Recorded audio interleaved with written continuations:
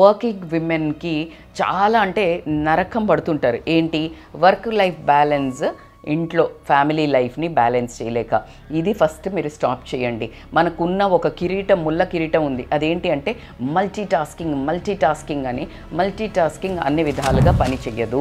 So కాబట్టికి మీరు ప్రతి దాన్ని 100% ఇస్తా అనుకొని ప్రతిదీ అన్నీ చేయాలని అనుకోకండి. ప్రియారిటైజ్ చేసుకోండి. ఎలాగైతే ఆర్కెస్ట్రా ఒక మంచి మ్యూజిక్ రావాలంటే మీరు ఏఆర్ రెహమాన్ మ్యూజిక్ షో చూస్తున్నప్పుడు చూస్తే చాలా ఉంటాయి ఇన్స్ట్రుమెంట్స్, బట్ అన్నీ ఒకేసారి ప్లే చెయ్యరు. అప్పుడు ఎంత గందరగోళంగా ఉంటుంది చెప్పండి మ్యూజిక్.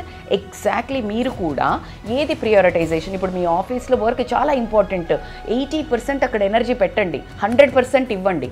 ఆ తర్వాత ఇంటికి ఇక్కడ వచ్చాక 20%తో మేనేజ్ చేయండి. చెప్పండి నాకు ఇక్కడ చాలా ఇంపార్టెంట్ ఉందని. అదేవిధంగా ఆ తర్వాత ఆ టాస్క్ ఫినిష్ అయిపోయిన తర్వాత అదే ఇంట్లో అవసరం ఉంటుంది, అప్పుడు ఇక్కడ 100% ఇక్కడ ఇవ్వండి, అక్కడ కొంచెం మేనేజ్ చేయండి. ఎప్పుడైతే మీరు ఇలా చేసే ప్రతి పనిలో 100% పెడతారో ఖచ్చితంగా అర్థం చేసుకుంటారు అండ్ అవుట్పుట్ కూడా చాలా బాగుంటుంది.